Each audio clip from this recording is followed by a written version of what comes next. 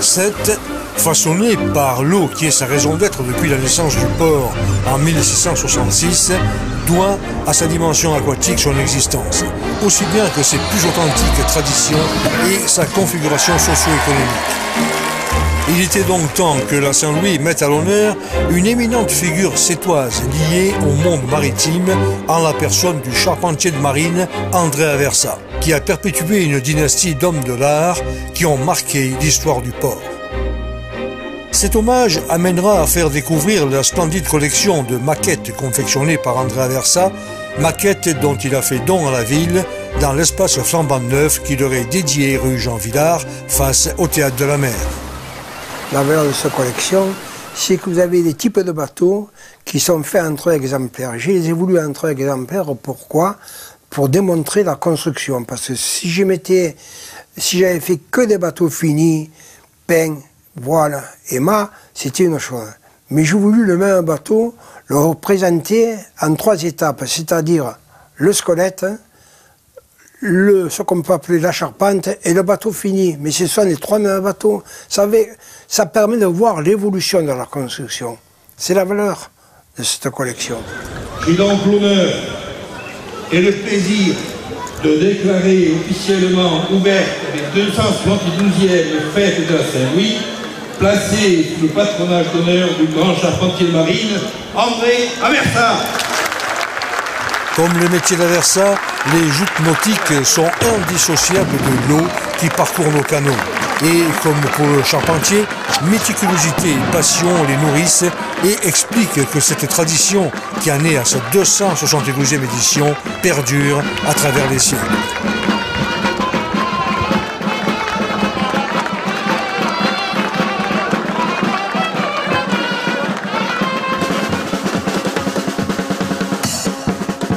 Certains vont connaître leur heure de gloire, comme les grands avec lances et pavois à la main, défilant parmi leurs aînés devant des parents qui se revoient au même âge. C'est maintenant que ces petits jouteurs vont ouvrir les fêtes de la Saint-Louis. S'ils ont tous l'honneur et la fierté de s'inscrire dans une tradition séculaire, seuls quelques-uns auront la chance de graver leur nom dans le marbre. Parmi eux, il est difficile de dégager des favoris pour cette année. Les sociétaires de l'école de joute de la Marine trustent effectivement toutes les victoires cette saison, que ce soit en première, deuxième ou troisième année. C'est une des nouveautés de cette 272e édition. Une passerelle a été spécialement construite pour permettre aux jeunes jouteurs d'aller à pied et en toute sécurité sur leur barge située en face à la tribune officielle.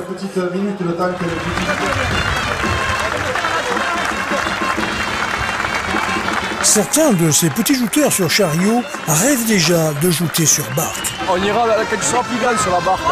Pour l'instant, il faut gagner sur le chariot, d'accord? Alors on fait une grimace et on crie. Tous on jouera contre toi. Je serai trop vieux, moi. Ne leur dites surtout pas que c'est moins important que le Grand Prix du lundi.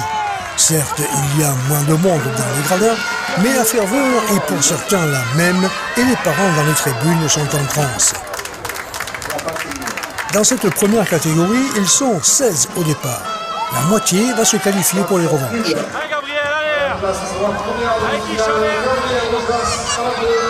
En demi-finale, Gabriel Rojas et Lenny Boer livrent un beau combat. La victoire revient à Gabriel Rojas sous les yeux de son père qui n'a pas manqué de l'encourager. Dans l'autre demi, Lisandro Mascac se montre un peu moins solide que Flavio Castano.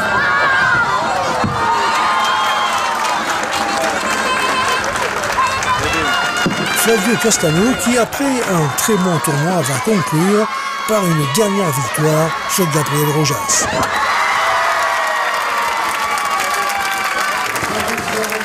C'est toujours très difficile pour les parents de contenir leur émotion. Je suis vraiment soulagée parce que c'est fini et très heureuse parce que mon petit tout a gagné. Voilà. Mais c'est mes petits tout qui ont gagné. Voilà. Parce qu'entre eux, il n'y a pas de combat. Dans la deuxième catégorie, ils sont 5 à disputer les revanches, qui débutent avec la victoire de Thibaut Anton face à Nicolas Morizot, qui recevra le prix de prestance. En demi-finale, c'est Fabio Miranda qui va battre Christian Lautrec. Le bleu vainqueur, donc Christian Lautrec reçoit le 4e prix. T'as gagné le 4e au pire, c'est bien. Thibaut Anton va se défaire de Rafael Torres, avant de conclure par une victoire face à Fabio Miranda et emporter sa Saint-Louis en deuxième année chariot.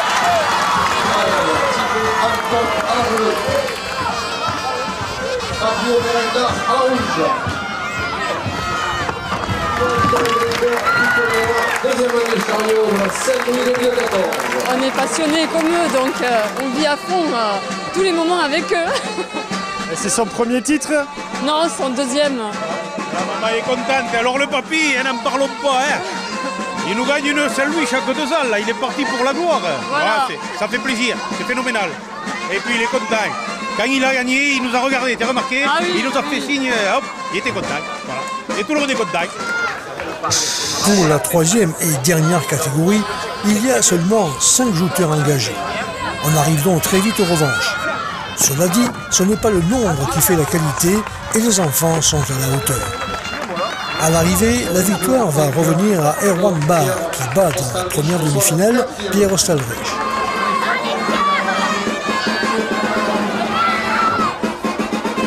Dans cette troisième catégorie, on sent déjà la hargne et la volonté de gagner. Ah oui, c'est pas méchant, c'est hargneux. Ça ne veut pas encore gérer leurs efforts et leur stress et leur force. Donc on a l'impression qu'ils sont méchants, mais ils ne sont pas méchants. Dans l'autre demi, Enzo Romira et Fabio Vergara vont se neutraliser, partageant ainsi la deuxième place. Très heureux ces petits jouteurs. À 7, il n'y a pas de petit tournoi. Ils ont fait leur Saint-Louis et le chemin leur est ouvert pour gravir les étapes qui les conduira peut-être un jour jusqu'au grand tournoi du lundi. On part de la mairie, on revient à la mairie. On part à un défilé, on revient à un défilé. Devant l'hôtel de ville, le président de l'Avenir des jouteurs sétois, René Castaldo, explique les règles et les traditions des joutes aux journalistes. Des journalistes qui sont là pour participer au tournoi de la presse qui en est à sa 7e édition. Je leur explique comment se déroule le tournoi, l'éthique des joutes, et après c'est à eux de jouter. On leur a expliqué cet après-midi comment on joutait, on leur a expliqué un tas de choses, mais il faut savoir que les joutes appartiennent aux jouteurs et ça c'est très très très important. Voilà. Exceptionnellement, tu peux tenir demain. Ok? Parce que c'est un peu lourd. Le tournoi de la presse est aussi le seul tournoi de la Saint-Louis où les femmes peuvent s'affronter. Les hommes, eux, ne cachent pas leur appréhension, même pour Patrick Lapéry, qui a déjà remporté ce tournoi en 2012. Toujours cette petite boule au ventre, mais finalement ça fait du bien aussi. C'est unique. On va essayer de bien se comporter ce soir. Après, c'est que de la rigolade, on verra bien. Hein. Avec un peu de chance, tu peux te retrouver avec un coup de lance en finale. On verra bien. Allez, on lève les lances, allez! Mais cette journée d'ouverture de la Saint-Louis recèle quelques surprises.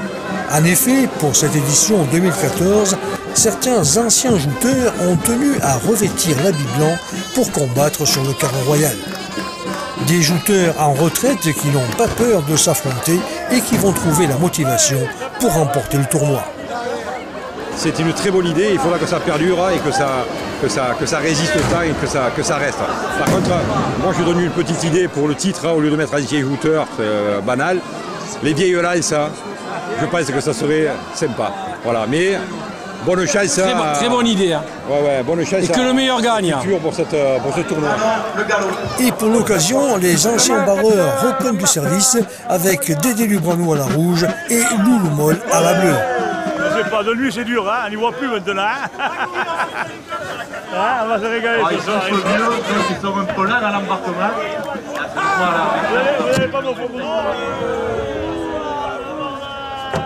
Avant que ne débute le tournoi des journalistes, ce sont donc les vieilles lances qui vont ouvrir la soirée. C'est avec la traditionnelle valse des barques que le tournoi débute.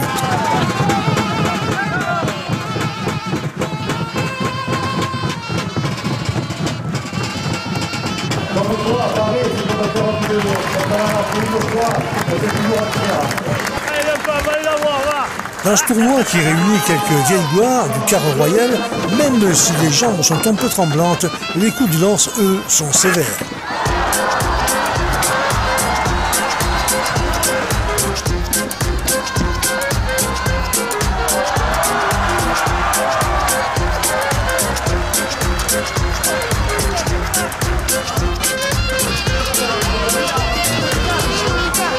Ici, même entre frères, il n'y a pas de cadeau.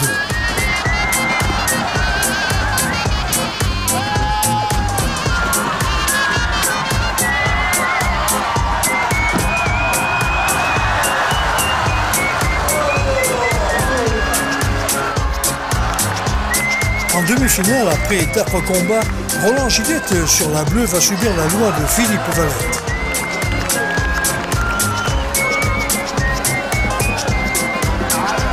Didier Miramont, emporté par sa fougue, se retrouve sur le plancher d'Elian Talano. La finale se joue maintenant entre Philippe Valette et Elian Talano. Sur ce bouquet final, le jury décide de déclarer les deux jouteurs ex aequo. Pour une fois, on a pu voir de vrais jouteurs faire le spectacle pour l'ouverture nocturne de la Saint-Louis. Et c'est reparti avec le tournoi de la presse. Un tournoi où les règles des joutes sont un peu mises de côté. Un tournoi cocasse où même les dames n'ont pas peur de s'affronter, même si parfois les chutes sont dures. Les hommes, eux, se prennent un peu plus au sérieux. Au-delà d'un affrontement amical, ils veulent remporter leur Saint-Louis. Et ils font de leur possible pour ne pas prendre le bain. Mais ça, c'est une autre affaire.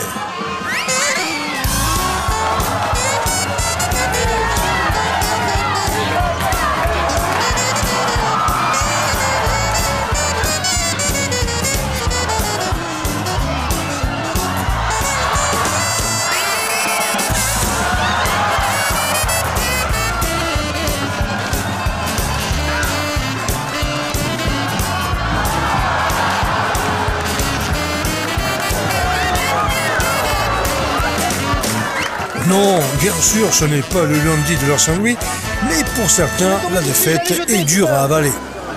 Il est tombé en avant. Filme, putain, filme. Oh non, assurez les gars. Au milieu d'une telle collection de talents, difficile de désigner un vainqueur. Mais le jury va finir par trancher après le double plongeon que nous offrent les finalistes Vincent Lacour de Midi Libre et Guillaume Mollaret du Figaro.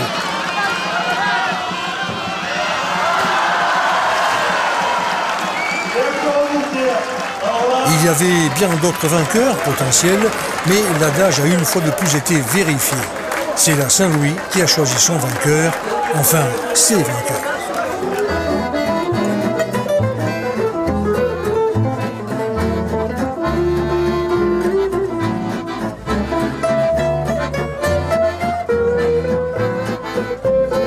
Pour ces 6 journées et soirées de fête, la notion de convivialité est au cœur de la Saint-Louis. À travers les animations, des plus intimes aux grands spectacles, grâce à l'apport aux côtés des jouteurs de nombreuses manifestations, cette convivialité est assurée tout au long de la Saint-Louis et scelle l'union des Sétoises et des Sétois, ouverts à tous les visiteurs autour de leur identité commune.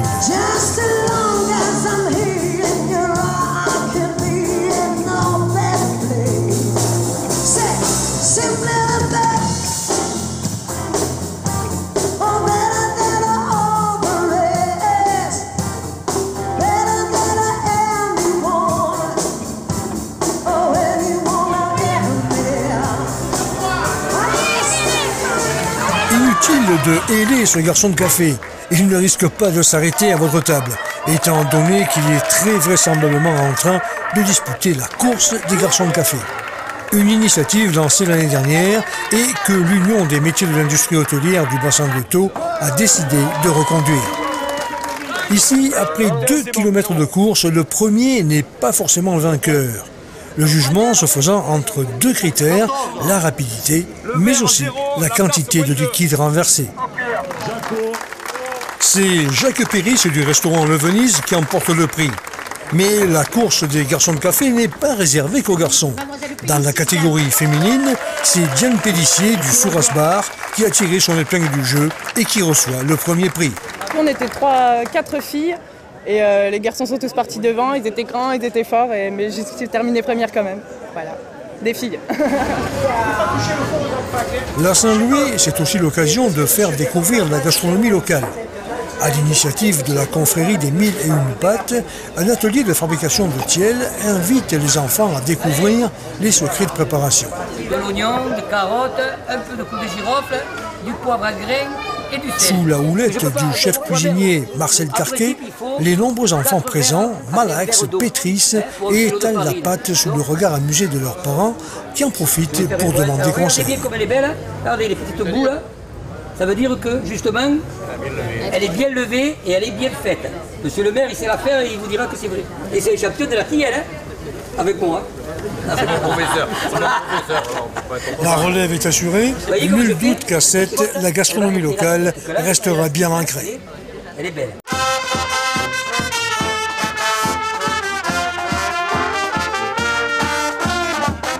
Ils sont passés par les chariots, ont connu les joies et le stress d'investir le carreau royal pour la Saint-Louis. Certains d'entre eux ont même déjà soulevé un pavois de vainqueur. Aujourd'hui, il n'y aura personne pour les rattraper en cas de chute. Aujourd'hui, hormis les plus anciens, ils vont jouter comme les grands. Il s'agit du tournoi des jeunes jouteurs sur barque. Entre 8 et 16 ans, ils sont une soixantaine à se disputer les trophées des 4 catégories, léger, mi-moyen, moyen et lourd. Chez les légers, le grand favori se nomme Raymond Amaya. En effet, Raymond va tout balayer sur son passage.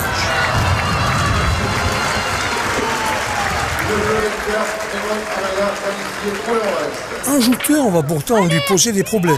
C'est Vincent Bancion, très encouragé par ses camarades. Oh, tu descends, là. Le genou et le corps en même temps. Allez.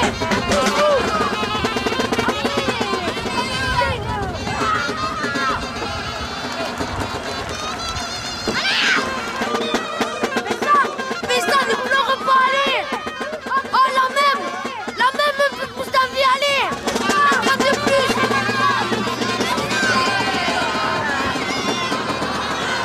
Mais au bout de 3 passages de garde, Vincent doit quitter le plancher et sa déception est grande.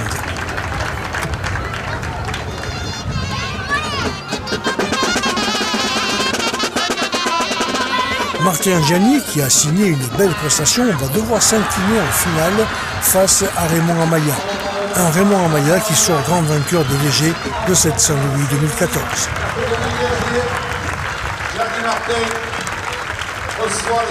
Ça s'est très bien passé, il n'y a pas eu beaucoup de passes refusées, ce qui est très bien.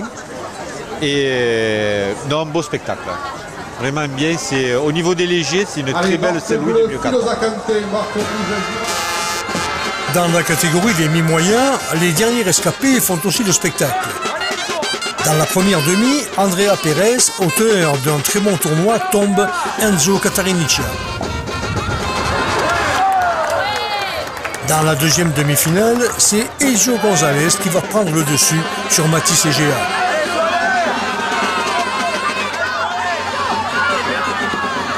Ezio Gonzalez, qui a éliminé tous ses adversaires au point, va loger à la même enseigne Andrea Pérez lors de l'affrontement final. Au bout de 3 passes, Pérez est éliminé pour avoir dépassé 3 fois la garde. C'est fantastique, on ne peut plus rien faire de plus. Il nous apporte la joie, ce qu'on attendait, mais il nous l'apporte. Voilà. Voilà, c'est notre après, c'est les récompense à nous. tripes, qui parlent. C'est fantastique. Quand votre fils gagne une Saint-Louis, c'est magique. C'est magique. Mais pour le début de la catégorie des moyens, la magie ne suffira pas à chasser les nuages menaçants. La pluie s'invite à la Saint-Louis et le jury doit arrêter le tournoi. Rendez-vous ici même mardi à 13h30. Le tournoi démarrera, reprendra plus précisément à 14h précises. Nous faisons un petit bond dans le futur et nous voici au mardi de la Saint-Louis. N'ayez crainte, nous reviendrons bien entendu sur les événements antérieurs. Aujourd'hui, le beau temps est au rendez-vous et le tournoi des jeunes jouteurs sur barque catégorie moyen peut se dérouler sans problème. Dans les revanches, Principato Antoni, qui a fait un parcours remarquable, vient à bout de Thomas Ibanez qui recevra le prix de prestance. Dans la première demi-finale, Hugo Noguet va s'imposer avec un magnifique coup de lance sur Louis Ligori.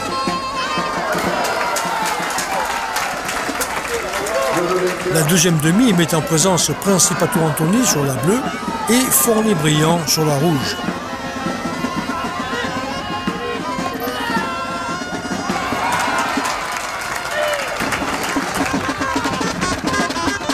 C'est une finale qui va se jouer entre deux élèves de l'école de la Marine, Principato Antoni sur la bleue et Noguet Hugo sur la rouge.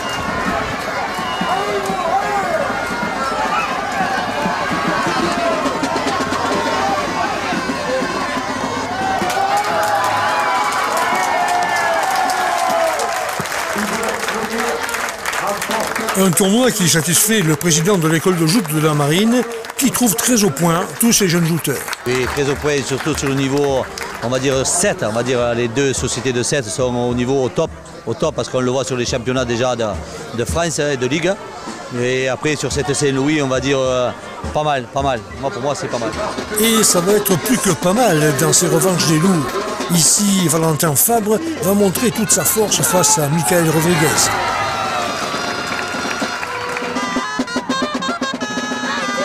Sur un coup de lance bien accroché, Théo Birba élimine Pierre-Baptiste Amiel.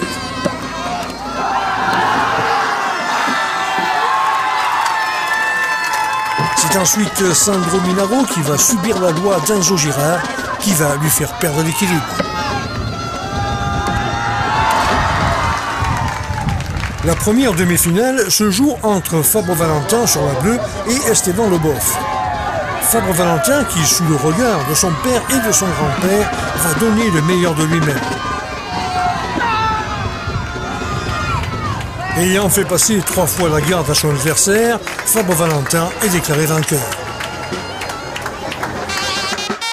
La deuxième demi met face à face Théo Birba sur la bleue et Enzo Girard.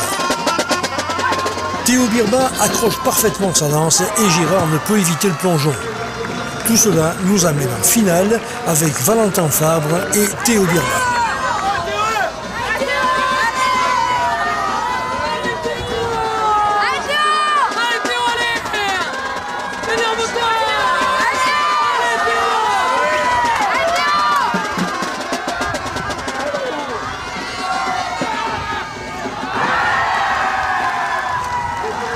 La victoire est indiscutable pour Théo Birba qui remporte sa Saint-Louis en jeune jouteur catégorie lourd. Peut-être, dans quelques années, il disputera sur ce même canal royal le plus grand des tournois, celui du lundi de la Saint-Louis.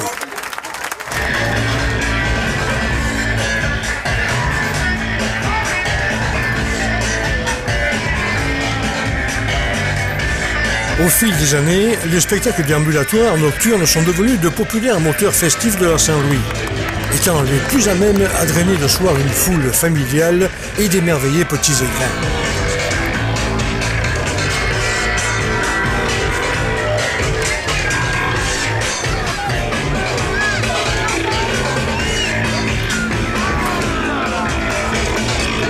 Centrée autour d'un dragon de plus de 20 mètres, la compagnie Malabar nous offre sa cuvée 2014. Une créature impressionnante qui pourrait faire partie du célèbre bestiaire du Royal de Luxe. Une procession amenée par de drôles d'engins à pédales d'une autre troupe, Pipo Total, et ses personnages burlesques et étranges.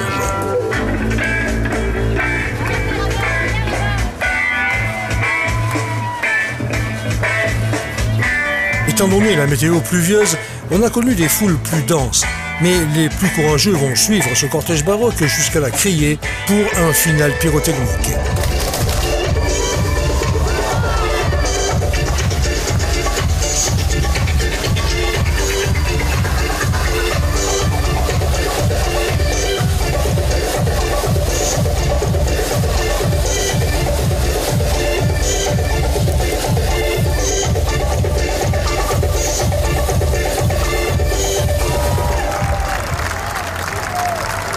viens de Rome et ça vaut le coup de venir. Moi je viens de Toulouse, je suis venue pour la semaine spéciale, pour passer une semaine de vacances et profiter de Sète et de tout ce qu'elle a de meilleur à nous offrir, la ville de Sète.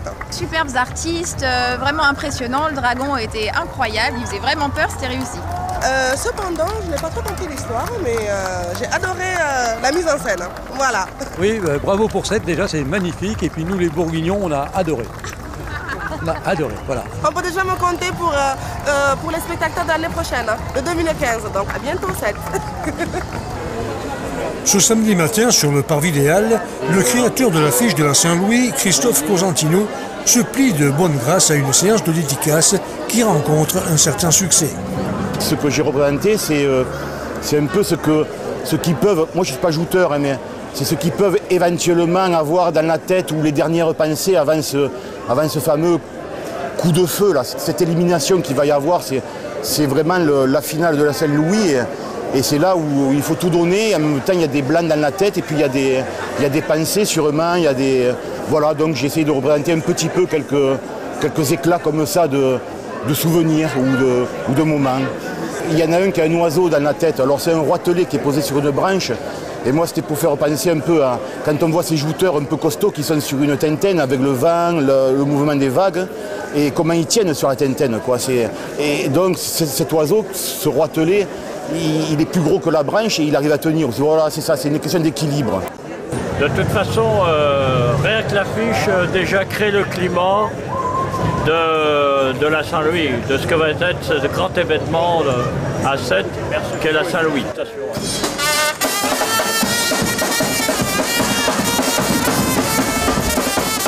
C'est le plus grand marathon de la Saint-Louis. Aujourd'hui, une armada de 114 guerriers vont investir le carreau royal.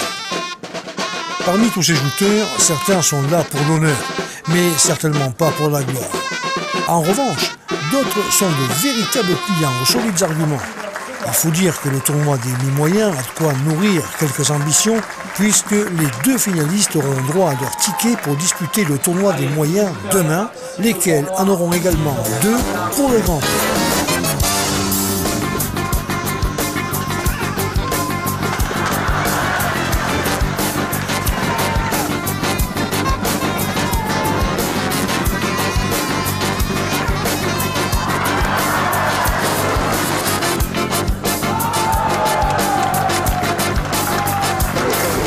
Sur les 114 jouteurs inscrits, au terme des éliminatoires, il n'en reste plus que 13. Un chiffre qui va porter chance qu'à un seul d'entre eux. Les revanches démarrent alors avec 3 passes acharnées qui voient la victoire de Morgane Belot de la Jeune Lance sur Adrien Desanti de la Lance amicale. Ici, un coup de lance va suffire à Thibaut Bension de la Lance sportive pour se défaire de Nicolas Gazalda de la même société.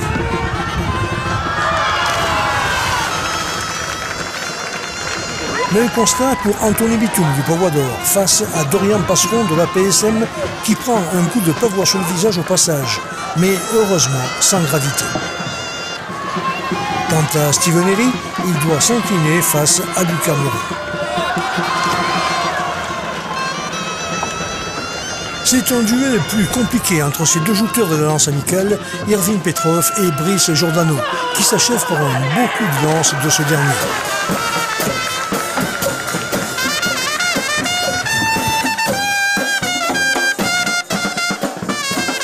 Au son de la peña, le public veut apprécier Guillaume Blanes de la PSM qui se défait de Thibaut Chauvagnac. Le public peut voir aussi des bouquets comme celui de Valentin Cazeneuve et Morgane Belot. Dans le face-à-face, Thibaut Bension, Anthony Bitoum, c'est ce dernier qui l'emporte. Anthony Bitoum qui dans ce tournoi semble indétrônable. Autant de duels qui font la preuve que la catégorie des mi-moyens, une fois la première sélection effectuée, n'est pas dépourvue de talent. En demi-finale, Brice Giordano, malgré une différence de poids, va remporter la passe face à Lucas Moreau. Dans l'autre demi, Guillaume Blanes va subir la loi d'Anthony Bitoum, qui signe un bon coup de lance avant de se retrouver en finale contre Brice Giordano.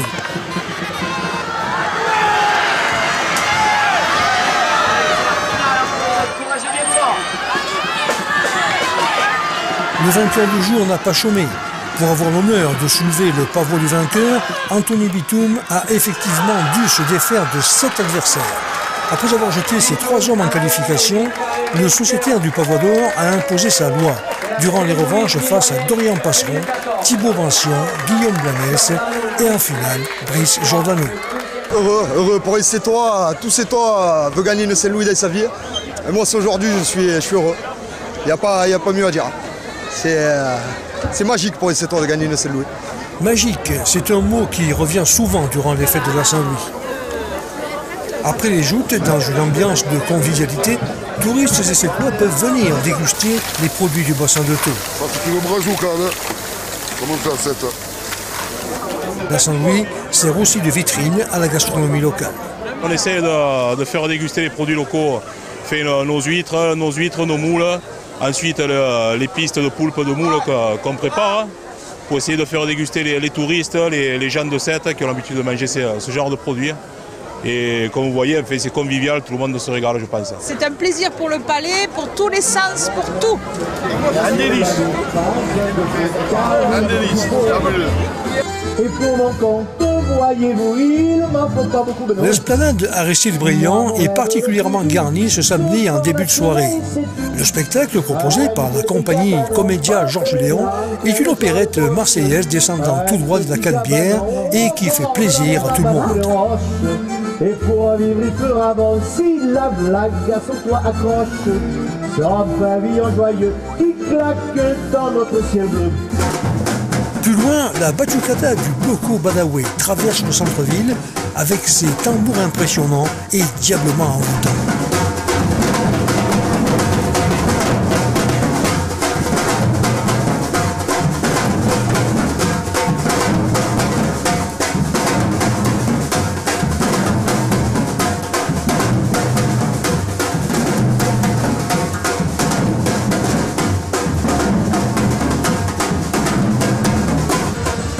Les tambours résonnent jusqu'à l'hôtel de ville où les jouteurs se préparent pour le seul tournoi de la Saint-Louis qui se déroule en nocturne, la Coupe d'Or.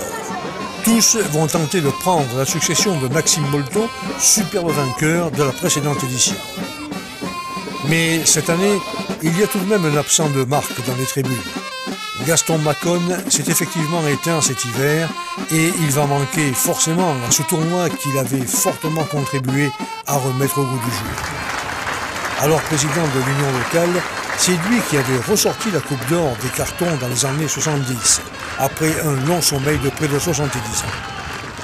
C'est donc grâce à lui que ce tournoi prestigieux a repris sa place dans le cadre royal en 77 pour les fêtes de la Saint-Louis.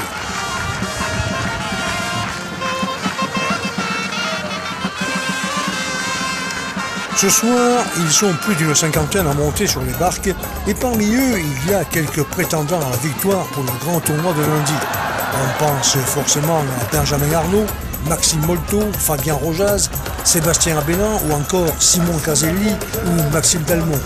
Autant de prétendants au Grand Prix, mais également à cette Coupe d'Or qu'ils convoitent avec gourmandise. La Coupe d'Or offre ce soir un spectacle de très haut vol, avec en chef d'orchestre un grand, très grand Simon Caselli.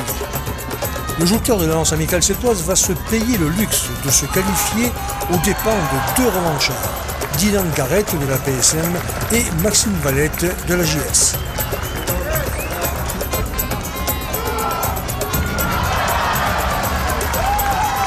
Dans l'autre partie du tableau, Alain Lebaille de la PSM va faire forte impression en se débarrassant de Sébastien Abélan, LSS, puis d'Olivier Rojaz de la même société également. Le tout avec une hargne et une classe que seul Caselli réussira à surpasser.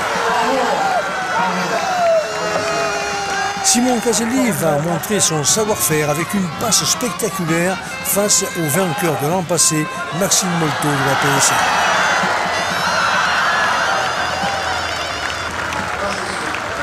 Bravo. Bravo, monsieur. On est parti donc pour la deuxième demi-finale. Pour la marque bleue. En demi, Simon en pleine forme élimine Guillaume Jeanlin de la JLS. C'est une finale idéale qui s'offre au public avec Caselli et Lebal, deux jouteurs qui ont illuminé le cadre.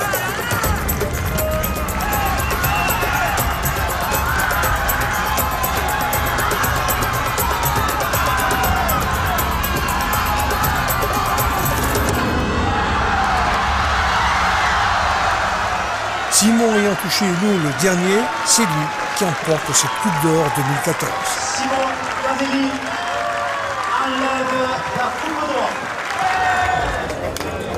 Une belle victoire pour Simon qui rêvait de pouvoir tenir cette coupe dans ses mains. Ce soir, c'est chose faite et il aura fallu qu'il y jette tout de même 5 revanchards. Un bel exploit. Là, on me fait récupérer cette Coupe d'Or. Une Coupe du Monde après, je l'ai. Depuis tout petit, hein, parce qu'on a Saint-Louis, ça c'est pareil. Hein. C'est à Nutella à Saint-Louis, c'est magnifique. Hein. Là, on a perdu une finale. C'est horrible, là, je voulais pas la perdre, j'ai pas perdu. Je voulais la gagner cette année, c'était mon but. C'était la Coupe d'Or. Voilà.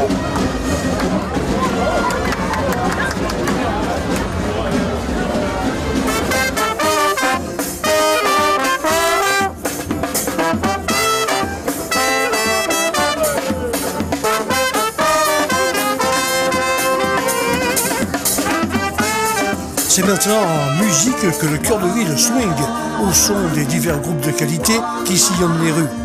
Touristes et Sétois peuvent apprécier l'ambiance chaleureuse qui prédomine dans ces animations.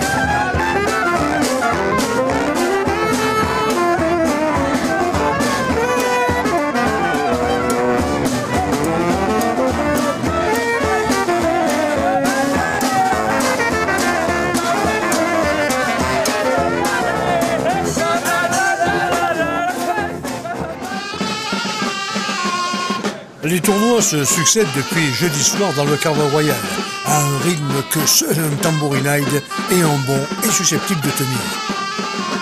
Mais aujourd'hui, la montée en puissance est indiscutable, et du coup, l'intérêt du tournoi dominical l'est également. Ils sont 60 points moyens qui vont combattre pour tenter de connaître le fameux lundi au soleil. Les deux finalistes seront invités à concourir demain pour le Grand Prix. Mais avant ce tournoi moyen, ce sont les juniors qui vont ouvrir les hostilités. Un tournoi atypique que les participants ne peuvent faire qu'une seule fois dans leur vie. Généralement, c'est des gars qui n'ont jamais jouté, hein. À part certains qui sortent des écoles de joute, qui eux sont obligés de le faire la première année où ils sortent de l'école de joute. Mais les autres, ils le font quand ils veulent, jusqu'à 21 ans. Et les 3/4 du temps, c'est des copains qui un jour ils étaient en joute. Et ils font le tournoi des juniors, voilà. Ils sont 7 à concourir pour gagner leur Graal, un ticket pour le Grand Prix.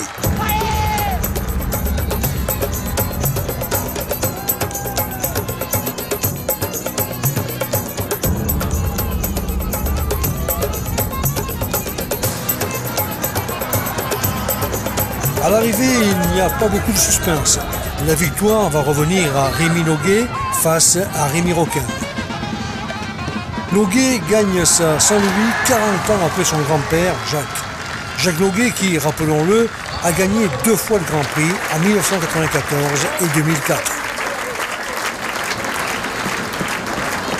Pour le tournoi moyen, c'est une soixantaine de combattants qui vont tenter de marcher sur les pas de leurs illustres prédécesseurs, que sont, entre autres, Aurélien Evangelisti, Michael Arnaud, les frères Delia, Maxime Molto, Simon Caselli ou encore Maxime Dalmont. S'il fallait d'ailleurs un seul argument pour prouver la grande valeur de ce tournoi, cette courte liste suffirait amplement. Parmi les prétendants, les aficionados suivent forcément le parcours de Cédric Amateur. Le jouteur de la Lance sportive sétoise a écrasé toute concurrence cette saison en championnat de Ligue senior, avec notamment un chiffre qui en dit long sur sa domination. Présent sur 9 finales des 16 tournois disputés jusqu'à présent, il en a remporté 8. D'après ce que j'ai vu jusqu'à présent, Amateur Cédric serait mon favori. Maintenant, il est certain que tous les ingrédients sont présents pour que la fête soit belle, le temps est présent, le public est au rendez-vous, les joueurs sont splendides. Je pense que je suis fier des valeurs qui sont véhiculées par cette tradition. Je suis fier de notre jeunesse et je les félicite à tous et qu'il faut qu'ils continuent comme ça. Voilà, c'est parfait.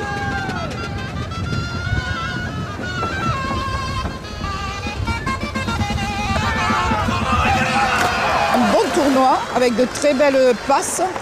Et on a vu le petit Cédric Amator au début, donc il ne faut pas l'oublier au moment des revanches et peut-être demi-finale et finale, puisque c'est un excellent joueur. Bien sûr, il y en a d'autres qui sont qualifiés. Et dans l'ensemble, c'est un bon tournoi, je suis assez contente des moyens. Sur les 60 joueurs engagés, 6 vont réussir à s'extirper des éliminatoires pour disputer des revanches. Le premier duel oppose Fabrice Sabatier de la PSM sur la bleue à Jonathan Boyer de la JS.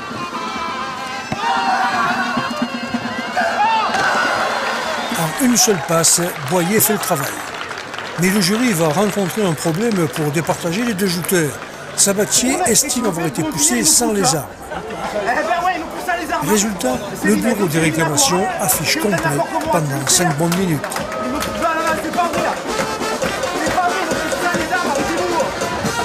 Le tournoi reprend avec un beau coup de lance de Jean-Baptiste Valette de la JS sur son co-sociétaire Serge Dédia. Amateur indétrônable se débarrasse en demi de Ispa.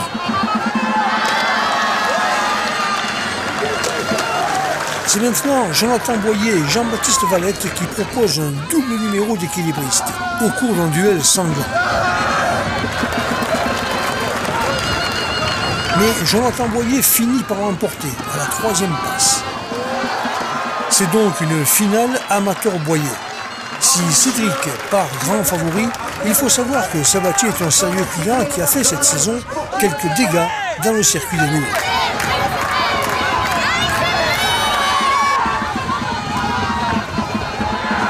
Ayant perdu sa lance sous le choc, Jonathan Boyer s'incline face à Cédric Amateur qui peut exulter.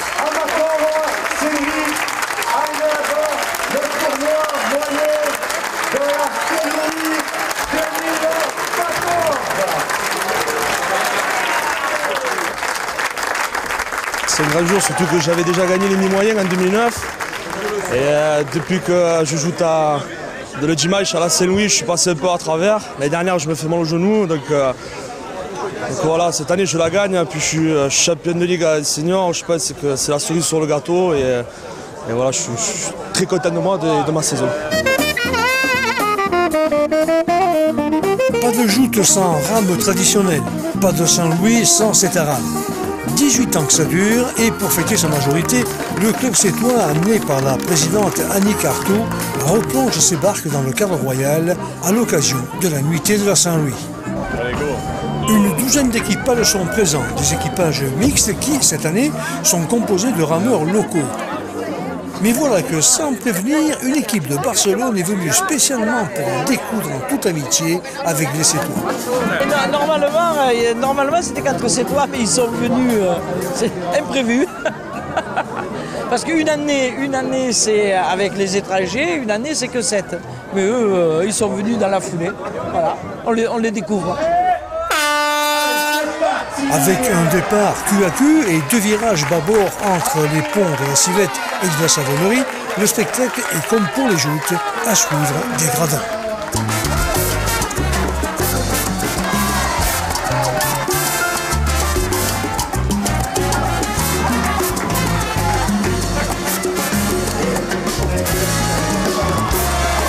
Si la météo a joué un peu les troubles fêtes, heureusement elle s'est rattrapée le week-end, permettant à cette Saint-Louis de prendre véritablement son envol festif. En particulier aux abords des baraquets, acteurs indispensables de la fête. Ils sont une quinzaine à déployer leur comptoir ou leur scène, que ce soit sur les quais, mais aussi dans les rues.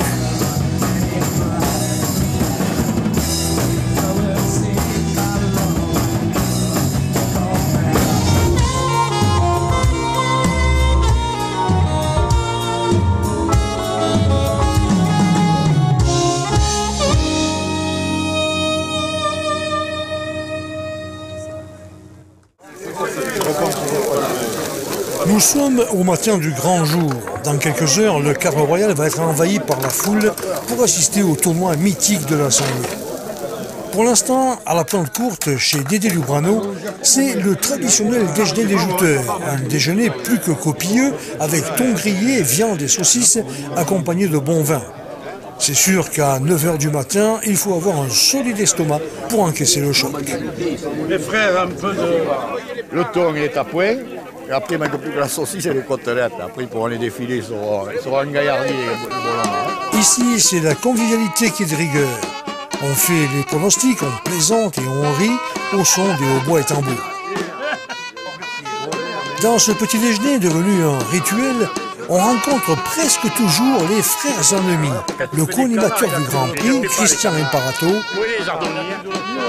et l'un des musiciens des joutes, Jean-Louis Zardoni. Ils se chamaillent depuis l'école et le temps n'a rien changé. Chaque fois, ils sont mag, ils tournent. C'est dommage, je tourne mieux que toi. Il tourne, il fait des spectacles dans les bars, ils sont 14, 25. Toi, il faut que tu viennes pour la Saint-Louis pour avoir du monde. C'est pas toi qui attire le monde avec tes chansons à la cour. 14, 25. L'autre fois, il a fait 380 personnes. Oh, c'était à l'Union-Marais, c'était au Pergolini. Mais t'as seulement gardé la place là-bas. 380 personnes, et sûrement, ils étaient au Pergolini. Sinon, c'est 25, 18. Il m'énerve les nerfs. Moi, je voulais me réconcilier avec toi. C'est impossible. Je t'embrasse.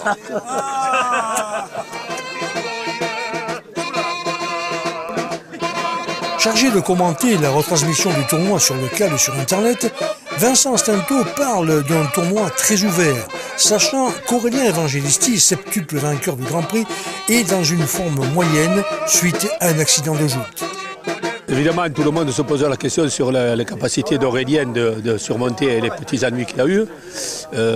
Si ça se passe bien, bon, je pense qu'il sera toujours en haut du tableau. Maintenant, si ce n'est pas le cas, il y a un paquet de prétendants. Il y en a à Visadenas, comme on dit, il y en a au moins une dizaine qui sont au top pour gagner ce tournoi. Quand j'ai dit une bonne dizaine, peut-être pas, mais bien 7 ou 8. Ouais. Benjamin, évidemment, j'allais oublier Benjamin, c'est la pierre principale. Disons qu'après Aurélien, c'est Benjamin qui est le favori de cœur du public, c'est toi. Ça va être un tournoi ouvert. Évidemment, les étrangers vont encore essayer de venir nous damer le pion, à nous laisser toi. Mais je pense que cette année, c'est pour laisser toi. Peut-être pas la première fois que je le dis, mais j'ai vraiment envie de voir gagner Benjamin Arnault. Je ne dois pas être le seul, on doit même être très nombreux à vouloir le voir gagner. C'est le plus beau jouteur actuellement sur le circuit, avec certainement Maxime Molto et Simon Caselli. Mais Benjamin, voilà, c'est le joueur par excellence. Voilà, et il n'a jamais gagné la Saint-Louis, il faut absolument qu'il la gagne au moins une fois un jour, pour marcher sur les pas de son illustre prédécesseur qui était Claude Macias, parce que c'est son véritable héritier. Devant le parvis du théâtre, les petits jouteurs en grande tenue posent pour la photo en attendant le départ du défilé dont ils ont l'honneur d'ouvrir la marche. Les rameurs, jouteurs, autorités, présidents des écoles de joute et musique vont défiler jusqu'à l'hôtel de ville. Avant-dernier rituel avant le combat final.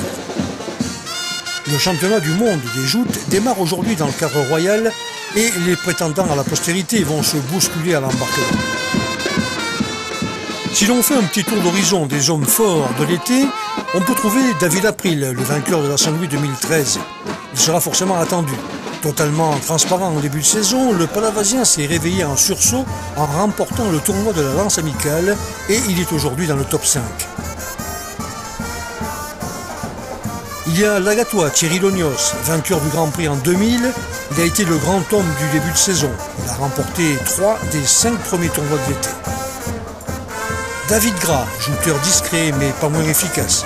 Le sociétaire de la lance amicale a disputé 2 demi-finales à Agde et à Balaruc avant de remporter le dernier tournoi précédant la Saint-Louis à Metz. Puis il y a un joueur qui fait l'unanimité, autant pour ses qualités physiques que pour son esprit chevaleresque. C'est Benjamin Arnault, leader du championnat de Ligue. Il a toutes les qualités pour remporter un Grand Prix, à condition de gérer le stress qui parfois le déstabilise. Il y a bien sûr Aurélien Evangelisti, le septuple vainqueur du Grand Prix. Mais en proie à des difficultés physiques dues à une mauvaise blessure lors d'un tournoi face à la Ville April, on ignore s'il a suffisamment récupéré pour être à son niveau habituel. Mais quoi qu'il en soit, il fait partie des grands favoris. Il y a aussi Fabien Rojas, Maxime Molto et Simon Caselli, un homme de 80 kg qui défie constamment les lois de la nature, en faisant voler des bestiaux, lui rendant parfois plus de 50 kg. Alors que le défilé a rejoint l'hôtel de ville, les Frontignanais font leur arrivée, toujours tumultueuse. Ils sont là pour mettre l'ambiance. Même s'ils n'ont plus leur champion charismatique, Claude Macias, ils espèrent toujours une possible victoire avec des jouteurs de la SNJA de qualité. Voilà Silvio, la mon France. Il y a Espinoza, et on va s'occuper de tout ça. On a toute la relève. On a une génération qui montante là, qui risque de tout casser, mais il faut laisser le temps aux gens. Quand le Massa c'est parti, mais on a un champion. On est toujours là, on est toujours là. Espinoza. C'est Filou Caravano. C'est Filou Caravano le champion. On verra bien. On verra bien. Il est à nous cet anniversaire, il est à nous.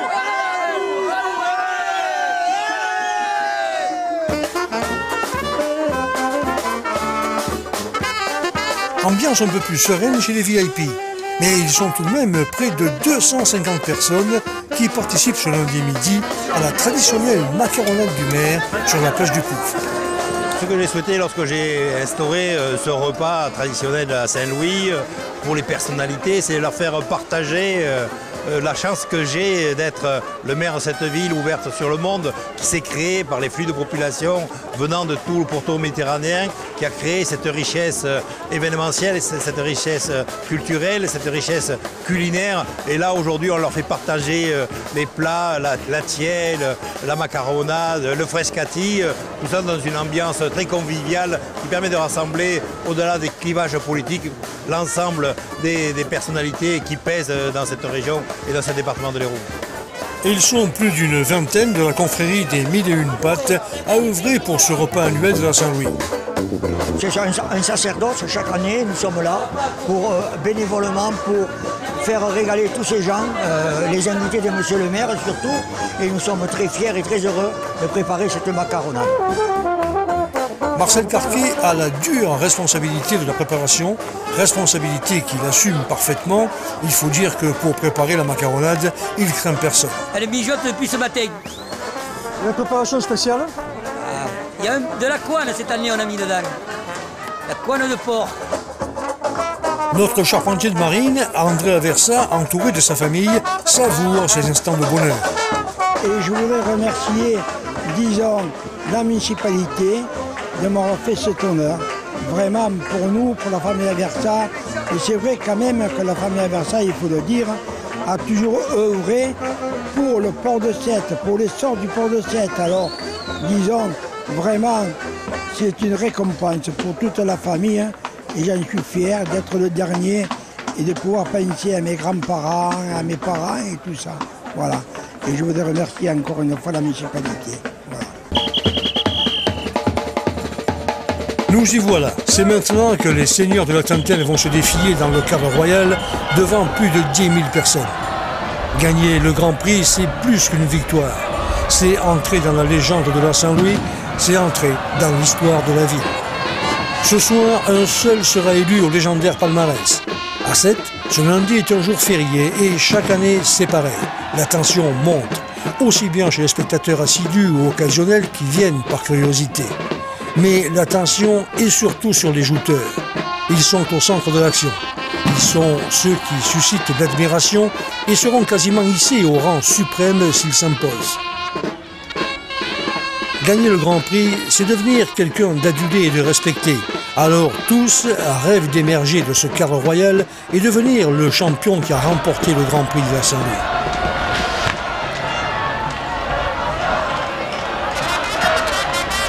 Dans cette foule, chacun essaie de trouver une place. Dans les gradins, sur les barges, sur les quais et même dans le cadre sur des pneumatiques. Minal, l'animateur du tournoi, est là, même s'il n'a pas le cœur à la fête après la disparition de son père. Il a tout de même trouvé le courage de venir à son poste. C'est difficile d'imaginer un Grand Prix sans Minal au micro. Nous sommes là pour faire une grande après-midi ensemble. Je souhaiterais de tout mon cœur qu'on oublie nos tracas, nos soucis, nos malheurs, nos douleurs et nos peines. Et j'aimerais que ça se passe bien, qu'on oublie tout ça pendant la journée. Je pense que rien ne changera, on sait ce que c'est. Je vais ajouter que j'aimerais que les jouteurs combattent vaillamment, ardemment, en respect de l'adversaire, en respect d'eux-mêmes. Lance à la main, lance sous l'aisselle, pas voir sur le genou. Le respect de l'adversaire, c'est de jeter son adversaire à l'eau et si possible d'y rester. Merci à tous. Merci.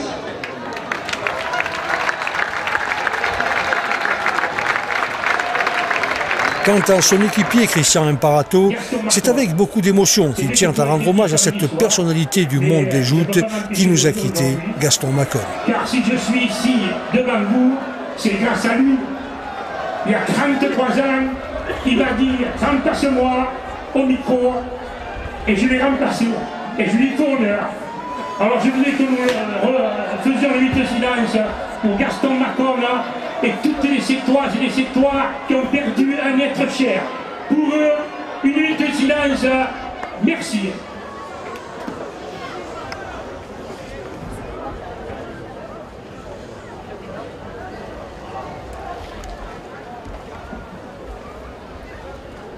Merci.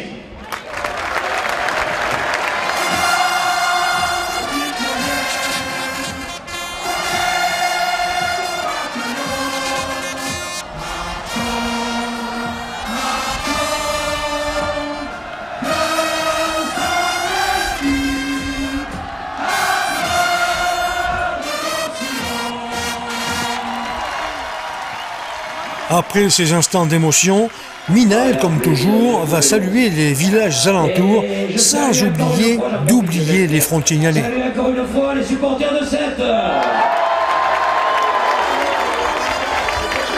j'ai oublié quelqu'un. J'ai oublié personne. Oh putain, les Frontignanais. Ah, les Frontignanais, ils me disent chaque année, n'oublie pas de nous oublier. Allez Christian, à toi. Alors pour démarrer ce tournoi, nous allons demander la traditionnelle valse des barques. Une personne sortie sur la rouge, la valse des barques.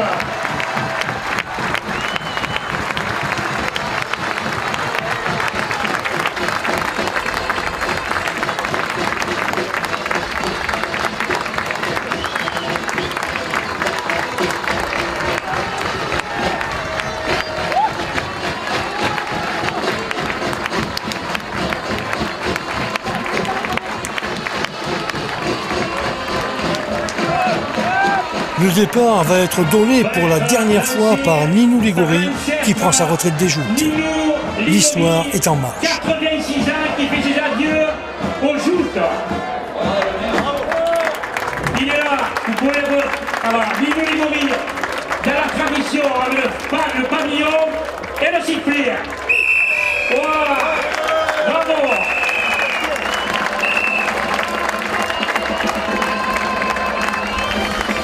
On commence avec deux adieux, ceux de Stéphane Abellan de la LSS et du président de l'AJPC, Pierre Zambrano. C'est la dernière. Est-ce qu'il y a une appréhension particulière? Appréhension non, mais beaucoup d'émotions qui commencent à remonter là. Ouais, ça risque d'être difficile là-haut? Ça va être très compliqué là-haut, je crois.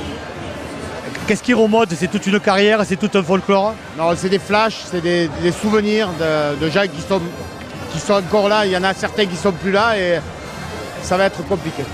Vous n'allez pas nous verser une larme, hein? Qui sait? Peut-être. À la troisième passe, Stéphane ne résiste pas au coup de lance de Pierre Zambrano. On ne verra pas si Abellan a coulé une larme. Si c'est le cas, elles se sont mélangées à l'eau du canal royal. Mais de son côté, Pierre Zambrano va devoir quitter le tournoi face à Olivier Rojas de la Lance Sportive qui fait tout de même partie des favoris.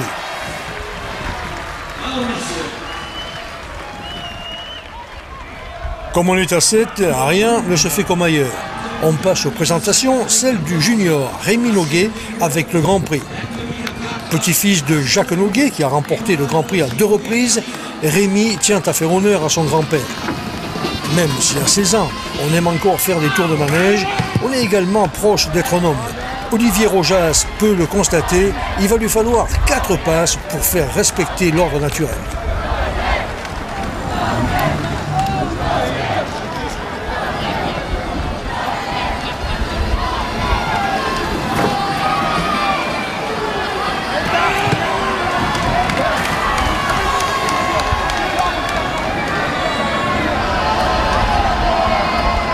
Voilà le premier grand duel de la journée, celui de la jeunesse triomphante entre Cédric Amator de la LSS, premier prix des moyens, et Alain Lebaille de la PSN. C'est ma première Saint-Louis à Tecquelo, mon premier lundi, on va essayer d'apprécier, de se faire plaisir. On va essayer de faire le maximum. J'aimerais au moins me qualifier dans Revanche, au moins ça. Après on verra, après c'est que du bonus.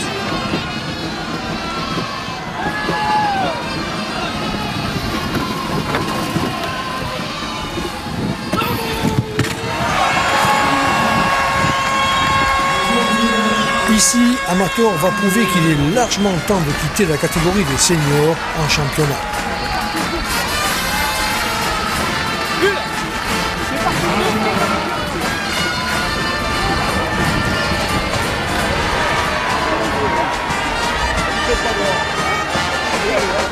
Claude Scalapieco du Pavois-d'Or, pour ses adieux, ne parviendra pas à subtiliser la lance de Cédric et va finir dans l'eau du canal. Mais face à Cédric Amator, on peut perdre avec les honneurs.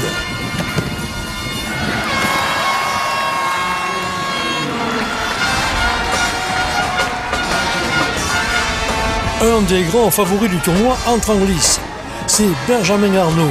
Le joueur de la lance amicale a fait une saison remarquable, mais pour la Saint-Louis, c'est parfois le mental qui lui fait défaut, déstabilisé par cette pression qui pèse de plus en plus sur les joueurs. Ah, la pression est particulière parce que les gens qui te croisent, il faut que te dire qu'ils te mettent un biais sur toi. Donc ouais, c'est gentil, tu vois, mais bon, c'est répétitif et ça met un peu plus de pression. Mais bon, ça va, après, à part ça, bon, ça je me sens bien, quoi.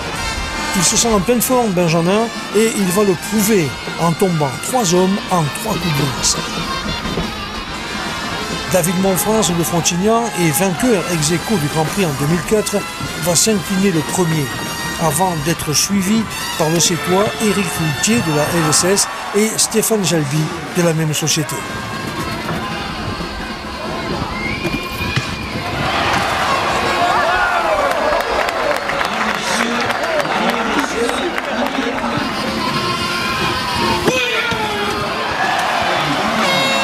Qualifié, Benjamin Arnaud peut maintenant espérer arriver au bout de son rêve. Devient le 4e joueur qualifié pour la revanche. Musique, s'il vous plaît. La Saint-Louis, c'est elle qui te choisit. Et à ce moment du tournoi, elle va avoir un pince pour celui qui l'avait amené l'an passé à Palavas. Même si David April prend le bain, il est sorti de l'eau par le jury considérant que Guillaume Rey de la nouvelle lance mésoise a poussé son adversaire. Après David est autorisé à remonter sur le désir.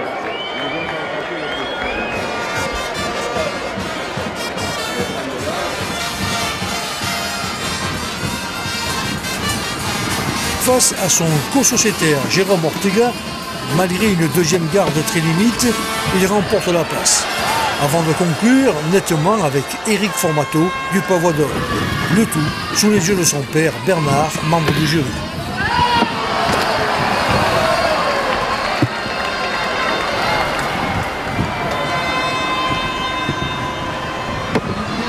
Dur Saint-Louis pour le vainqueur de 2000. L'Agatois Thierry Lognos qui, malgré une épaule luxée 10 jours plus tôt, a tenu à être présent à ce Grand Prix. Mais le Sétois de la JPC, Johan Masclac, va faire tomber la sentence. Ici, il n'y a pas de cadeau. Christophe Cosentino retrouve dans ses combats un peu de son affiche.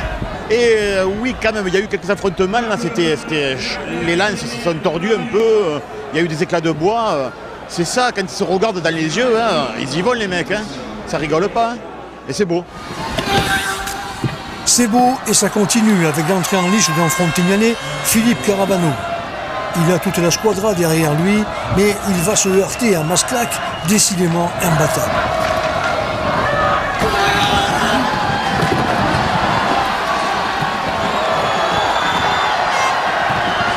Comme l'a dit Minel, en début de tournoi, il faut respecter l'adversaire. Masclac donne l'exemple.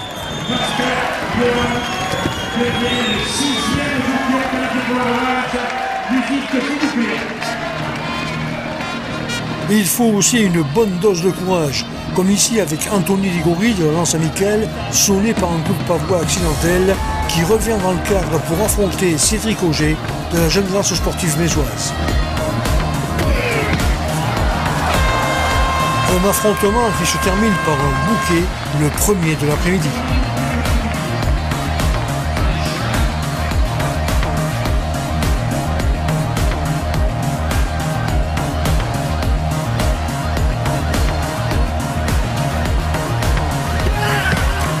Les coups de lance sont puissants et les chutes causent parfois des blessures, mais pas seulement aux combattants.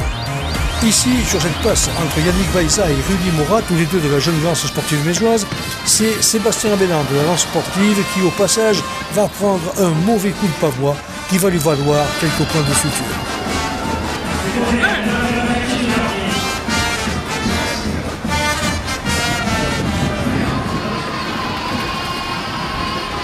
Recousu, Abelin ne se dégonfle pas et revient sur le plancher pour affronter l'excellent Dylan Garrett, avant de terminer en bouquet avec Hervé Pérez de la jeune lance séquence.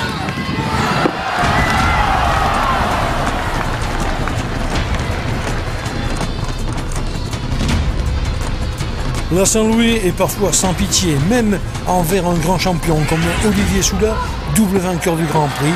Il quitte le tournoi jeté par le Marseillais Roger Figueras. Si la Saint-Louis est parfois dure avec ses prétendants, elle a quand même ses héros, comme Maxime Molto de la PSM, l'incarnation même du guerrier.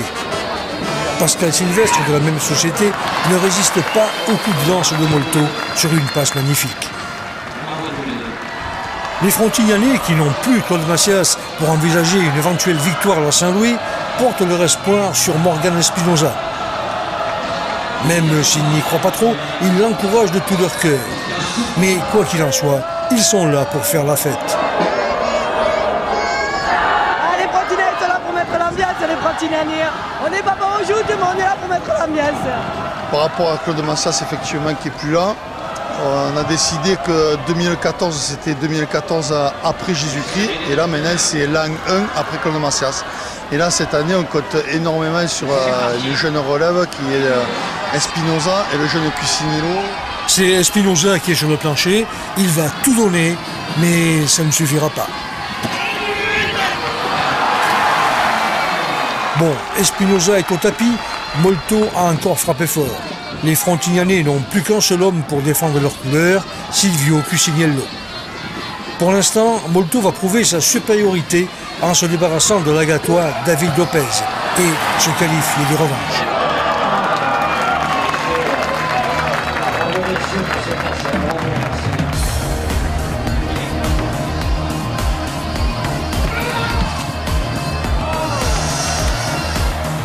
C'est un beau tournoi que nous offre cette Saint-Louis 2014, un tournoi qui satisfait le public et le jury. On a vraiment de très beaux engagements, on a beaucoup de lice, pas beaucoup de bouquets c'est vrai, mais on a eu de très beaux coups de lice avec des très beaux jouteurs. Un beau tournoi avec pour l'instant beaucoup de sétois, mais comme disait Minal tout à l'heure, il ne s'agit pas d'avoir beaucoup de sétois dans la revanche, il n'y aura qu'un vainqueur, donc on espère que ce sera un sétois. Petite déception avec Sébastien Abelin, j'avais misé beaucoup sur lui et je pense qu'il a été un peu diminué par le choc qu'il a pris avant de jouter et il a jeté l'adversaire, malheureusement il n'ira pas au bout. On espérait en lui pour gagner cette Saint-Louis ce sera pour une prochaine fois.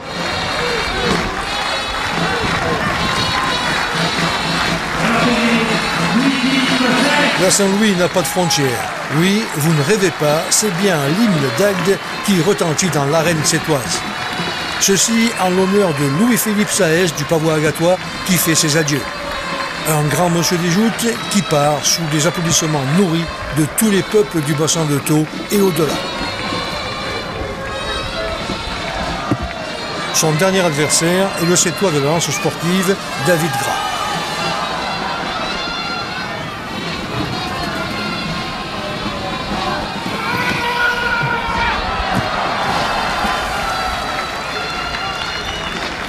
Bravo à Louis-Philippe Saez qui restera une des figures ô combien sympathiques du monde des joutes.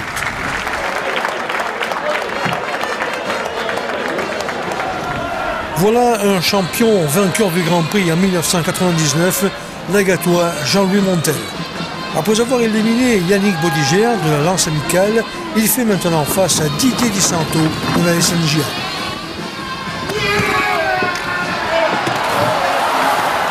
Sur cette passe, Jean-Louis prend le bain, mais Di Santo a commis une faute qui n'a pas échappé au jury.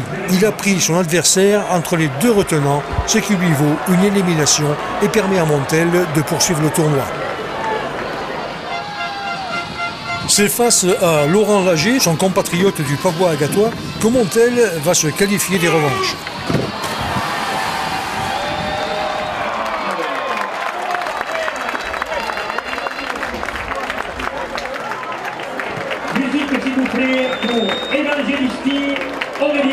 Et voilà l'arrivée du redouté Aurélien Evangelisti, septuple vainqueur du Grand Prix. Face à lui, un jeune jouteur, le deuxième prix des moyens, Jonathan Boyer.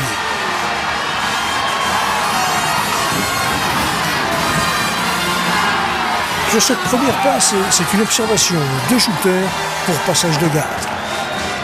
À la suite d'un choc très violent à la mâchoire et à la clavicule, sur une joute malheureuse lors de la finale du tournoi de l'avenir le 18 dernier, il n'est pas certain qu'Aurélien soit physiquement et mentalement au top pour ce Grand Prix.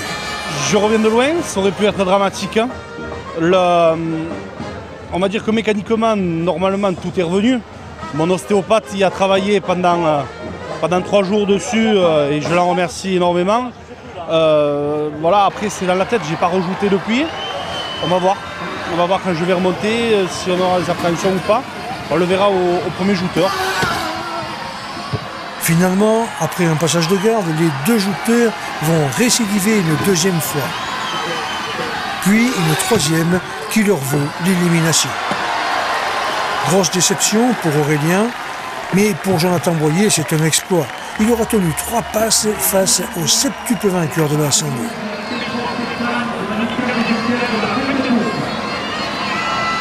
Nous arrivons presque à la fin de ces éliminatoires avec sur la barque rouge un finaliste du Grand Prix, Stéphane Petrov de la JPC. Face à lui, Joseph Paduano du Pavois d'Or.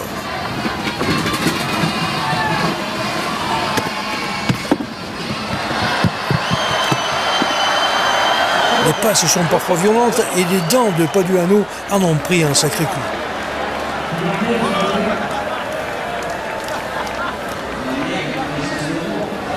Je le trouve très bon. Nous avons assisté à de très belles joutes, beaucoup de lances. Et nous avons quand même 13 revanchards.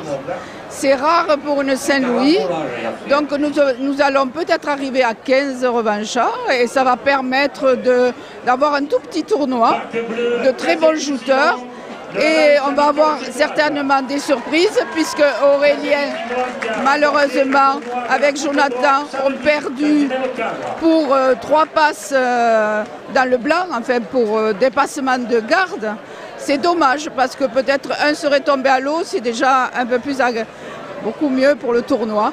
Mais bon, c'est les joutes, c'est comme ça. Donc maintenant c'est ouvert, que le meilleur gagne. Petrov va se heurter maintenant à un jouteur bien plus léger mais plus dangereux. Le vainqueur de la Coupe d'Or 2014, l'excellent Simon Caselli de la lance amicale.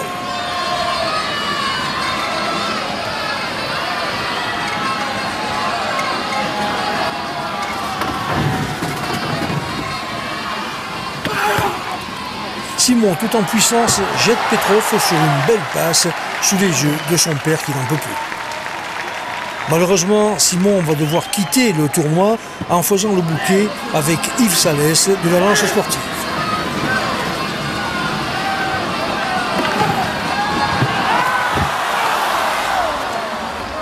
Il s'en va, il fait la belle passe contre le gaucher, mais bon, il le suit. Hein. Il a peut-être un peu trop forcé. Hein. Les Frontignanais misent à cet instant tout leur espoir sur le dernier joueur qui représente leur couleur.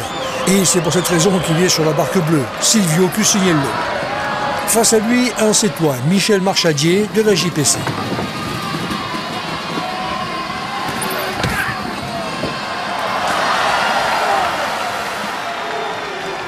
Silvio vainqueur, Frontignan exulte. D'autant que la passe suivante face au Palavasien Thomas Jimenez est elle aussi remportée par leur champion.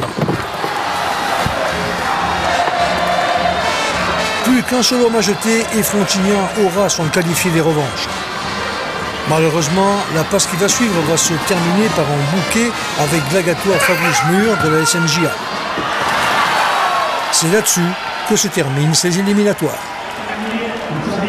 Après tout ce tumulte, il est temps de prendre un peu son temps et se faire un petit tête-à-tête avec le Rescator, alias Christian Imparato. Alors, je vous présente, si vous ne le connaissez pas, Christian Imparato, putain, j'avais une mouche trop. Christian Imparato, qui, après la mort de Beko, a décidé de le remplacer. Et comme j'ai déjà dit une fois, heureusement qu'il est né après, sinon l'autre on ne l'aurait pas connu.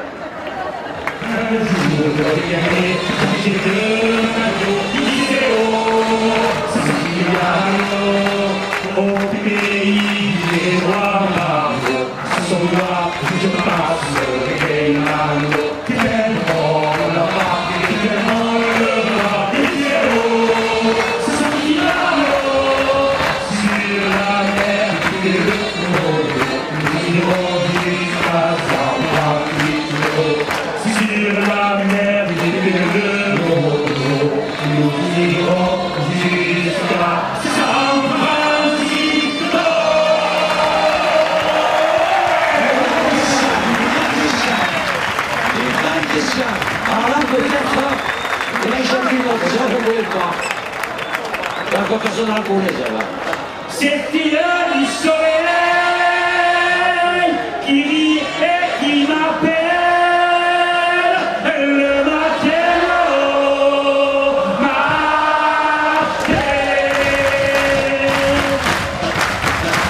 Voici 230, plus belle de la galerie, le bonheur s'apprend, lundi le petit, vous voulez vous parler, un bouquet de lavande, ou bien quelques œillets. Voici mes pardons, et la belle Charlotte, les jolis poissons, que la marée Charlotte, voulez-vous aussi, un beau partout de pêche, ou bien d'abricots, et par-dessus tout ça, on vous donne avec elle la salle qui se promène et qui n'a fini pas.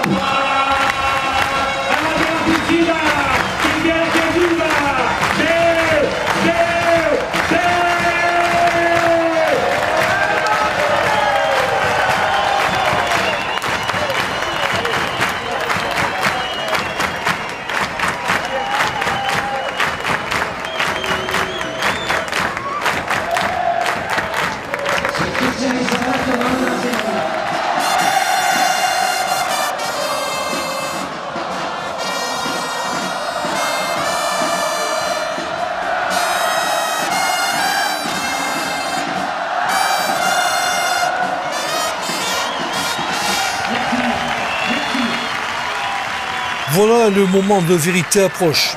Accueillis par la Ola, ils sont 13 qualifiés.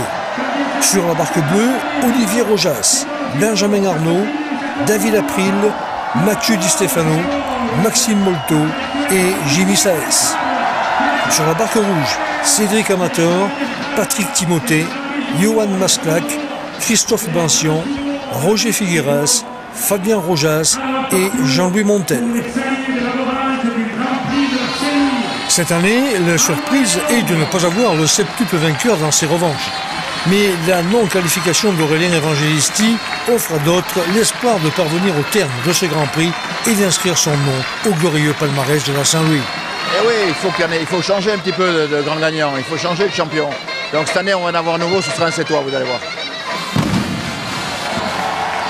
Ce tournoi, d'abord, est magnifique, puisque même s'il y a un sport où il y a une dualité, chaque adversaire s'affronte, je pense que c'est une belle leçon de respect de l'adversaire, puisque j'ai remarqué que quand les adversaires, tous les deux tombaient dans l'eau, ils s'embrassaient. Donc je crois que c'est assez fraternel, et la tradition veut que, effectivement, ce sport soit ancien et soit aussi la tradition de notre région. Je crois que c'est essentiel, et c'est essentiel pour nous, comité olympique et sportif, qui reconnaissons cette fédération au même titre que la fédération de football, la fédération de rugby. Elle n'est pas certes discipline olympique, mais je pense que peut-être un jour on se battra pour qu'elle le devienne. Après cette première passe où Cédric a pris un petit coup de pavois dans les dents, les deux jouteurs reçoivent une observation pour passage de garde. À la suite d'une deuxième passe, les jouteurs reçoivent un avertissement pour avoir redépassé la garde. Ici, sur cette troisième, Cédric Amateur va être déclaré vainqueur. Mais son président, Olivier Rojas, de la lance sportive, s'estime lésé par un malheureux coup de lance. De toute façon, le jury a donné son verdict. Il n'y a donc pas de discussion possible et on continue avec un jouteur très attendu de la jeune lance, Benjamin Arnaud. Face à lui, le Palavasien Patrick Timothée.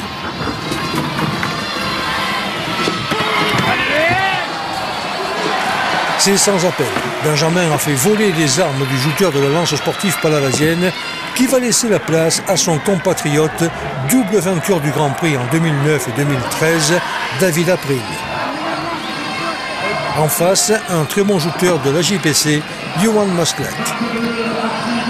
Après deux passes, les jouteurs reçoivent une observation et un avertissement pour passage de garde.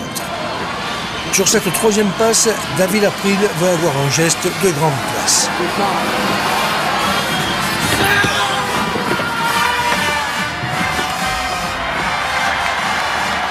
David préfère déposer les armes et quitter la scène seul, plutôt qu'avec Johan Masclac, qui peut maintenant poursuivre le tournoi.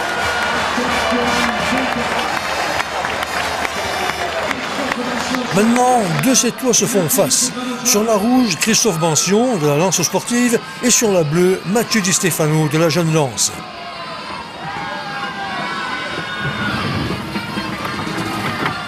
Christophe Bension va tout donner, mais la différence de poids va jouer en faveur de Mathieu qui continue le tournoi.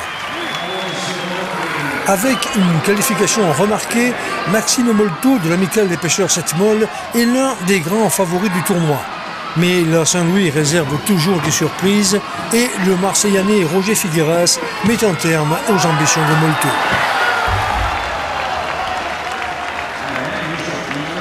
Un autre Sétois prétendant au titre et favori, Fabien Rojas de la lance sportive.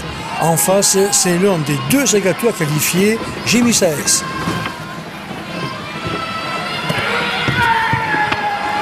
Jimmy a été légèrement éraflé par la lance de Fabien, mais sans gravité.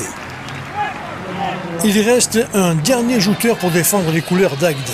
C'est le double vainqueur du Grand Prix, Jean-Louis Montel de la SNJA. Un sacré morceau que doit affronter le premier prix des moyens, Cédric Amateur.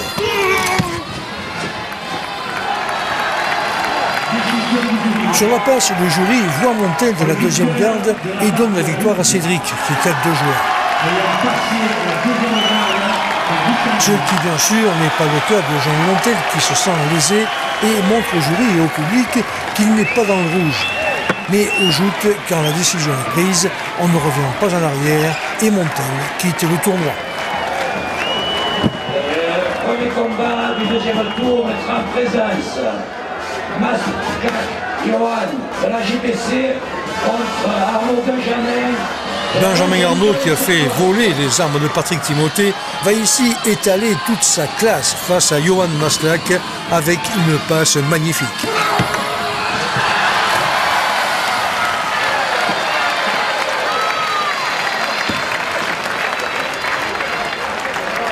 Un Benjamin Arnault qui rassure Jérôme Belluy en demi libre, dont le pronostic a l'air de s'avérer exact.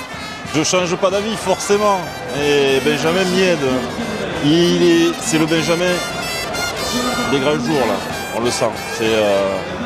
On va voir la suite. Roger Figueras, c'est très bon aussi, très bon. Après, le tournoi n'est pas fini, il peut tout se passer. C'est la Saint-Louis. Alors que le crépuscule tombe, c'est le Marseillanais Roger Figueras qui se dresse face au président de la Jeune Lance, Mathieu Di Stefano. Un combat qui se termine par un bouquet et qui nous mène en demi-finale avec sur la barque rouge Fabien Rojas de la Lance sportive sétoise et le premier prix des moyens Cédric Amator qui a fait un parcours remarquable. Mais ici, Cédric Amator doit s'incliner face à un superbe Fabien Rojas.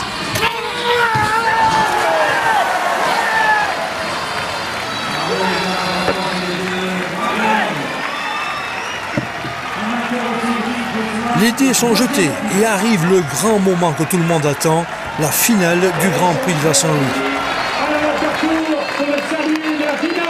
Une finale qui met en présence Fabien Rojas de la Lance sportive sétoise et Benjamin Arnault de la Lance amicale sétoise. Une chose est sûre, le Grand Prix de la Saint-Louis 2014 restera à 7.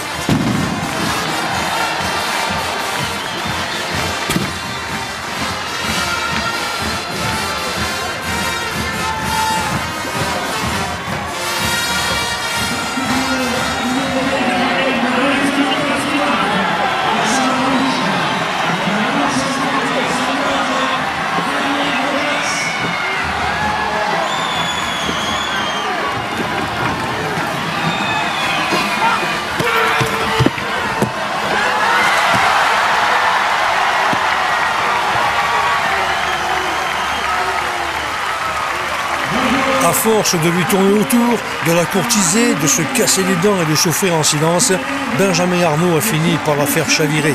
La Saint-Louis a fini par choisir l'élu de son cœur.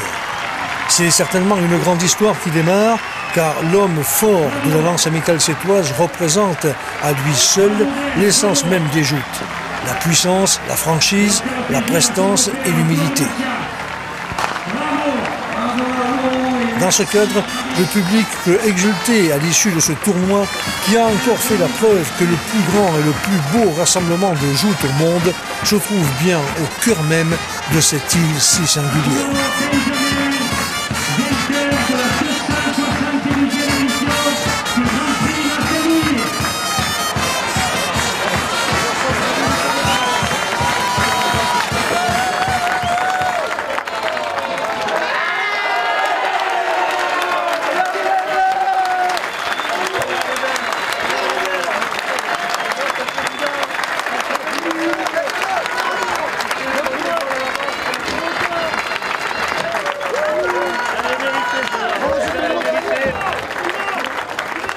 C'est un moment extraordinaire. C'est très extraordinaire. Ouais. C'est le moment que j'attendais. Je peux mourir tranquille le plus tard possible, mais je peux mourir tranquille. Ouais, et quand tu vois tout ce cadre, tu as l'impression de faire l'unanimité. Là, vraiment, tu te dis, là, ils sont tous avec moi. Ouais. J'espère qu'ils sont tous avec moi. Ouais. Je leur donne du plaisir et voilà. J'espère qu'ils me le rendent. Je suis content d'avoir tous ces gens heureux aussi avec moi. Et voilà, rien de plus. Et la nuit sera longue. C'est pas que la nuit qui sera longue. Voilà. Bravo, bravo. Depuis qu'il a accédé à la catégorie reine, Benjamin Arnault ne cesse de progresser. Classé au rang de grandissime favori, l'actuel leader du championnat, après avoir enlevé la Coupe de France, gagne le Grand Prix derrière lequel il courait depuis sa montée en lourd et qu'il mérite amplement. À la remise des prix, nous trouvons en troisième position Amator Cédric de la Lance sportive qui a fait une entrée chez les lourds très remarquée. Le deuxième prix revient à Fabien Rojas, lui aussi de la Lance sportive, qui a disputé là sa deuxième finale dans le Grand Prix, la première étant en 2003 face à Sébastien Abella. Et enfin, le grand vainqueur de cette 272e édition, Benjamin Arnault. Une victoire qu'il dédie à son grand-père Vincent, disparu début août.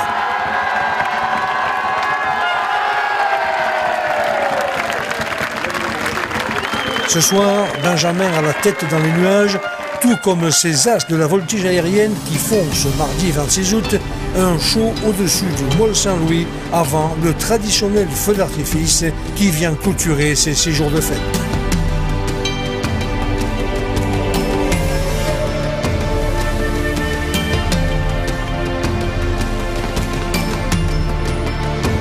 C'était une Saint-Louis sous le signe de la convivialité qui scelle l'union des Sétoises et des Sétois, ouvert à tous les visiteurs autour de leur identité commune.